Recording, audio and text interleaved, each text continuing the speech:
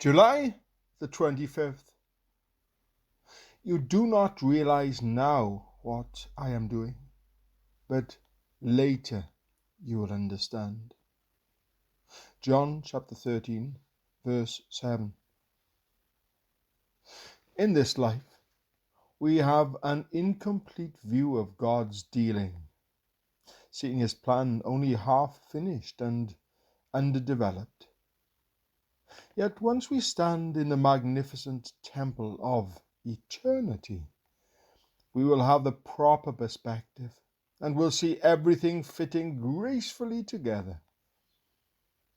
Imagine going to the mountains of Lebanon during the reign of Israel's great King Solomon. Can you see the majestic cedar? It is the pride of all the other trees and has wrestled many years with the cold north winds. The summer has loved to smile upon it, while the night has caused its soft leaves to glisten with drops of dew.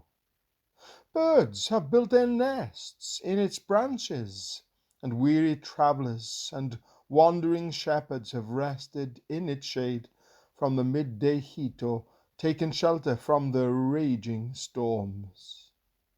And suddenly we realize that this old inhabitant of the forest has been doomed to fall victim to the woodman's axe. We watch as the axe makes its first gash on the cedar's gnarled trunk. Then we see its noble limbs stripped of their branches as the tree comes crashing to the ground. We cry out against the wanton destruction of this tree of God, as it is distinctively known, and express our anger over the demolition of this proud pillar in the forest temple of nature. We are tempted to exclaim with the prophet Zechariah, "Wail, O pine tree, for the cedar has fallen." Zechariah chapter 11, verse 2. As if inviting the sympathy of every less majestic plant and invoking inanimate things to also resent the offense. We should not be so quick to complain, but should follow the gigantic tree as the workman of Hiram, king of Tyre. 2 Chronicles chapter 2, verse 3. Take it down the mountainside. From there, we should watch it being sailed on rafts along the blue water of the Mediterranean. And finally, we should behold it being placed as a glorious and polished beam in the temple of God.